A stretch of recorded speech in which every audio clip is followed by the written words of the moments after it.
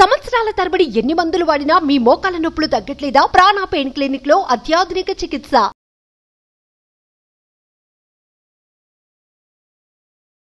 నమస్తే, welcome to Suman TV. ప్రస్తుతం మనతో పాటు ప్రముఖ వైద్యులు డాక్టర్ కిరణ్ గంగా ఉన్నారు. వారితో మాట్లాడదాం. హలో డాక్టర్ గారు. నమస్కారం. నమస్తే. డయాబెటీస్ ఉన్న వాళ్ళు ప్రత్యేకంగా ఫుడ్ హ్యాబిట్స్ ఎలా మెయింటైన్ చేయాలి అని మాట్లాడుతూ ఉన్నాం. ఏవి తినొచ్చు తినకూడదు చాలా వీడియోస్ చేశాము. వాటి గురించి అవగాహన కల్పిస్తూ వచ్చారు. ఇందులో భాగంగా వాళ్ళకున్న డౌట్స్ కూడా కామెంట్స్ రూపంలో ఎక్స్ప్రెస్ చేస్తున్నారండి. అందులో వచ్చిన డౌట్ ఏంటంటే, ఫుడ్ హ్యాబిట్స్ బాగుండాలన్నారు కాబట్టి రైస్ మ్యాక్సిమం అవాయిడ్ చేద్దాం అనుకున్నాము. ఇందులో భాగంగా రోటీ అనేది ప్రిఫర్ చేస్తున్నాము. అది జొన్న రొట్టె కావచ్చు, పూరి కొంతమంది తింటున్నారట, కొంతమంది ఏమో చపాతీస్ కానీ ఇలా తింటున్నాం, బాగానే ఉంది.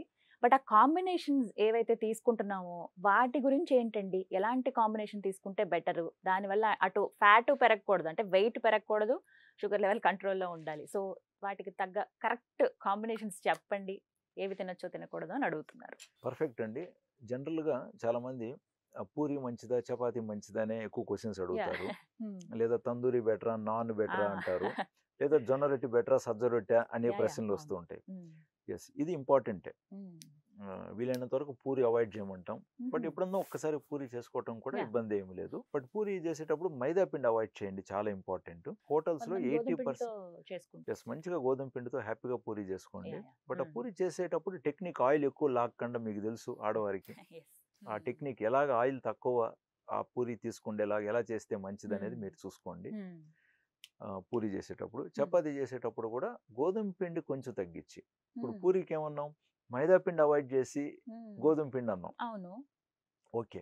బట్ చపాతీకి వచ్చేసరికి గోధుమ పిండి కూడా తగ్గించి, అంటే మైదా పిండి ప్రశ్నే లేదు ఇంకా. సో గోధుమ పిండి కూడా ఒక 30-40% తగ్గించి, సజ్జ, జొన్న, రాగుల పిండిని కూడా కలుపుకొని చపాతీలు చేసుకోండి, ఇంకా మంచిది. అదే విధంగా మీరు ఇంకా నెక్స్ట్ ఇంకా ప్యూర్గా జొన్న రొట్టె తిన్నా, సజ్జ రొట్టె తిన్నా, రాగి రొట్టె తిన్నా అద్భుతం, నో క్వశ్చన్స్. ఇంకొక మెయిన్ పాయింట్, ఈ పిండి కలిపేటప్పుడు దయచేసి ఉప్పు వేయకండి ఇందులో. ఇది అలవాటే సార్, కొంచెం సాల్ట్, కొద్దిగా ఆయిల్, వాటర్ వేసి కలుపుతాం. నేను ఆయిల్ వేయటాన్ని కూడా ఇంకా నేనేం అనట్లేదు, బట్ ఉప్పు దయచేసి అవాయిడ్ చేయండి. వెరీ ఇంపార్టెంట్, ఉప్పు వద్దు వాటిల్లో. యాక్చువల్గా ఉప్పు వేయటం వల్ల ఆ చపాతీ సాఫ్ట్గా రావటం, ఇట్లాంటి కొన్ని ట్రిక్స్ ఉన్నాయి. అందుకే మీకు బ్రెడ్ తయారు చేసేటప్పుడు ఉప్పు ఎక్కువ వేస్తారు. సో సమ్ స్ట్రక్చర్ కోసం, ఆ బ్రెడ్ ప్రాపర్గా ఆ కన్సిస్టెన్సీ రావటం కోసం అందులో కలిపే ఇంగ్రీడియంట్స్లో ఉప్పు అనేది చాలా మేజర్. మీరు ఉప్పు లేకుండా వాళ్ళు బ్రెడ్ తయారు చేయలేరు. ఇప్పుడు మనం ఎలాగ పొంగటానికి కొన్ని ఇంగ్రీడియంట్స్ ఎలాగైతే వాడతారో, ఆ ఇంగ్రీడియంట్స్ వాడినప్పుడు ఎంత వాడినా సరే సాల్ట్ అనేది ఇంపార్టెంట్ ఫ్యాక్టర్ అక్కడ.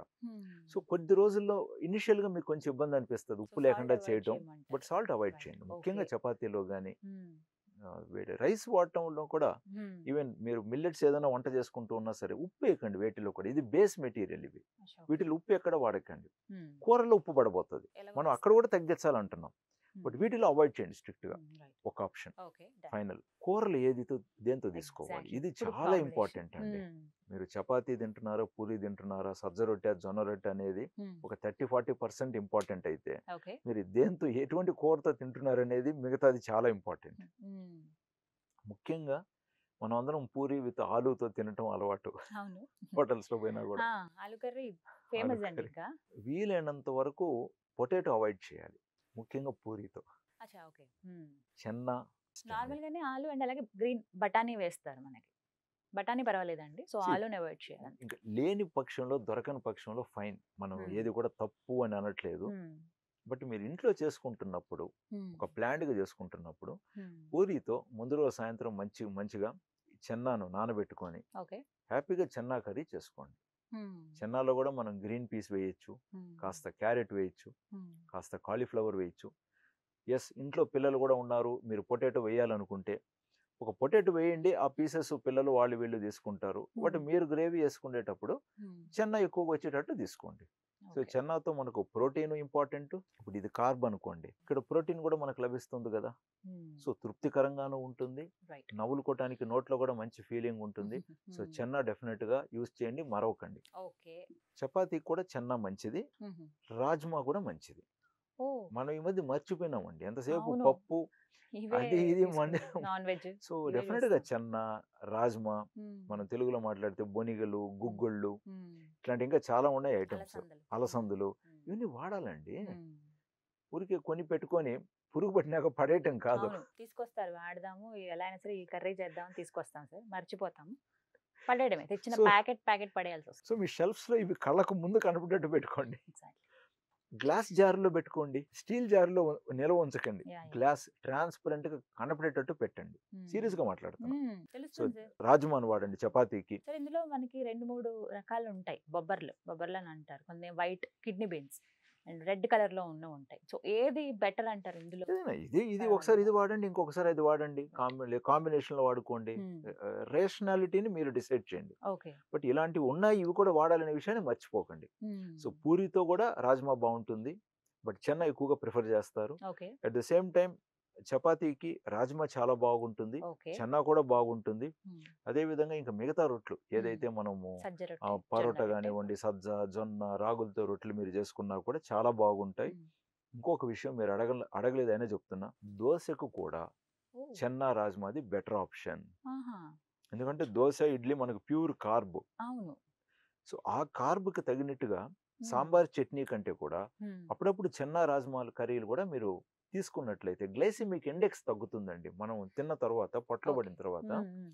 ఒకదానికి గ్లైసిమిక్ ఇండెక్స్ ఎక్కువ ఉన్నప్పుడు ఇంకొకటి లో గ్లైసిమిక్ ఇండెక్స్ ఫుడ్ తీసుకున్నప్పుడు కొంచెం బ్యాలెన్స్ అవటం వల్ల మీ పోస్ట్ ప్రాండియల్స్ స్పైక్ అవ్వకుండా ఉంటాయి. ఉమ్. ఇప్పుడు కొంతమంది పేషెంట్స్ చెప్తూ ఉంటారు, ఉమ్. సార్ నాది తినక ముందు బాగుంది సార్, కంట్రోల్ 110 చూడండి రిపోర్టు, ఉమ్. బట్ తిన్న తర్వాత నాది 180, 220కి వెళ్ళిపోతుంది, యా. ఉమ్. కాబట్టి నాకు హెచ్బిఎన్సీ తగ్గట్లేదు, మందులు పెంచితే లో షుగర్ వస్తుంది. ఇది ఒక సో ప్రాబ్లం. ఇట్లాంటి సందర్భాలలోనే మీరు తినే food low glycemic index తగ్గించుకోగలిగే foods తీసుకున్నప్పుడు మందులు లేదా ఇన్సులిన్ మోతాదులు పెంచకుండా కూడా మీ షుగర్స్ కంట్రోల్లో కాస్త ఉండే అవకాశాలు బాగుంటాయి. డెఫినెట్ గా మీరు రెగ్యులర్ గా ట్రీట్ చేసే డాక్టర్ కూడా దీన్ని ఫీల్ అవుతారండి. ఇప్పుడు డయాబెటీస్ డాక్టర్ అంటే మీరు సంవత్సరాల తరబడి చూస్తూ ఉంటారు, అవును, ఆ డాక్టర్ కి తెలిసిపోతుంది, తెలుసు. అరే ఈసారి మీరేమో మార్పు చేశారే, చాలా బాగున్నాయి మీ రిపోర్ట్స్. ప్లస్ వెయిట్ తగ్గుతారు, ఎక్కువగా వెయిట్ ఉన్నవారు. మనం అనుకున్నట్టు ఉప్పు తగ్గిమన్నామా, ఆయిల్, తిరగబాతు, తాళింపుల్లో పోపులు కూడా తగ్గిమన్నామా, ఆయిల్ అవాయిడ్ చేయమన్నామా, వెయిట్ డిఫరెన్స్ ఈజీగా 2-3 కేజీస్ తగ్గుతారండి. చాలా గమనించాను నేను. 2-3 కేజీస్ వెయిట్ తగ్గటంతో మనకు లివర్ ఫ్యాట్ తగ్గుతుంది, ఆర్గాన్స్, ఇంటర్నల్ ఆర్గాన్స్ ఫ్యాట్ అంటే మనకు ప్యాంక్రియాస్ లో ఫ్యాట్ తగ్గుతుంది. వీటి వల్ల ఏంటి, ఈ ఆర్గాన్స్ ఒక ఫంక్షనాలిటీ పెరిగి ఇన్సులిన్ రెసిస్టెన్స్ తగ్గి సొంత ఇన్సులిన్ ఉత్పాదన కూడా మనకు మెరుగవుతుంది. సూపర్. కాబట్టి ఇదంతా ఏదో ఒక రూల్స్ లాగా భావించకండి. బట్ అంటే టైం కూడా చెప్పండి సార్, ఏ టైంలో ఇవి పర్ఫెక్ట్? లంచ్ కి తీసుకుంటే బెటరా, బ్రేక్ఫాస్ట్ తీసేసుకుంటే బెటరా, లేదు డిన్నర్ టైంకి బెటరా? ఎలా తీసుకోవాలి? మీ కంఫర్ట్ని బట్టి మీరు డిసైడ్ అవ్వండి, మీకు ఎప్పుడు తీసుకున్నా మంచిదే. సో కొంతమంది హాలిడేస్లో బ్రేక్ఫాస్ట్కి ప్రిఫర్ చేస్తారు, ఇంకొందరు లేటుగా లేచా, అంటే హెవీగా ఉంటుంది సార్, ఫుల్ అయిపోయిన ఫీలింగ్ అనేది ఉంటుంది. అందుకని మనం ఇదివరకు కూడా రాజ్మా కర్రీ తింటే సరిపోతుంది. ఎగ్జాక్ట్ ఇదివరకు కూడా మనం మాట్లాడుకున్నాం, ముఖ్యంగా హెవీగా ఉండే ఫుడ్స్ మార్నింగ్ లేదా మధ్యాహ్నం తినండి, నైట్కి వచ్చేసరికి తేలిగ్గా ఉన్న ఫుడ్స్ తీసుకోండి అని మనం చెప్తున్నాం. కానీ సార్ చాలా మంది ఏంటంటే నైట్ వచ్చి మళ్ళీ అన్ని వండుకొని ప్రిపేర్ చేయడం కష్టం కాబట్టి రోటీ చాలా ఫాస్ట్ గా అయిపోతుంది, మేకింగ్ కూడా నానబెట్టి పెట్టామంటే, పిండి కలిపేసి పెడితే మహా అయితే ఒక 1 hour లో చేసేసుకోవచ్చు. ఈజీగా 1 hour పట్టదండి, 20 minutes 15 minutes హ్యాపీగా మాట్లాడుతూ చేసేయచ్చు అన్ని ప్రిపేర్. సో నైట్ ఎక్కువ చాలా మంది ఏంటంటే రైస్ తినకుండా చపాతీ తిందాం అనే అలవాటు ఉంటుంది, మరి అప్పుడు తీసుకోవచ్చా? తీసుకోవచ్చు. ఈ చెన్నా కర్రీ మార్నింగ్ చేసి పెట్టేసుకోండి, ఫ్రిడ్జ్ లో ఉంటది కదా. అంటే రాత్రి పూట చెన్నా కర్రీ తింటే డైజెషన్ ప్రాబ్లం ఏమి ఉండదా? ఇలా ఆల్రెడీ ఎవరికైనా డైజెస్టివ్ ఇష్యూస్ ఉన్నప్పుడు, ఎక్కువ కాలంతో డయాబెటీస్ ఉన్నప్పుడు, డయాబెటిక్ గ్యాస్ట్రోపారిసిస్ ఉన్నప్పుడు కొంచెం నైట్ లో చెన్నా ఏదైనా తింటే గ్యాస్ ఫార్మేషన్ అవుతుంది అంటాం మనం. బట్ అలాగని మీరు కందిపప్పు తిన్నా కూడా అదే ఇష్యూవేగా, మరి స్పైసీ ఫుడ్ తిన్నప్పుడు కూడా అదే ఇష్యూవేగా, మీరు బిర్యానీ తిన్నా అదే ఇష్యూవేగా. అంటే మంచి వస్తువు తినాల్సిన అవసరం వచ్చినప్పుడు అడ్డంకులు వస్తాయి, మనకు నచ్చింది తినాలన్నప్పుడు భరిస్తాం. కాబట్టి అది మీరు చూసుకోండి కరెక్షన్స్. బట్ జనరల్గా వీకెండ్, ఉదాహరణకి సాటర్డే సండే తినాలనుకుంటున్నారు, మంచిగా బ్రేక్ఫాస్ట్ తీసుకోండి.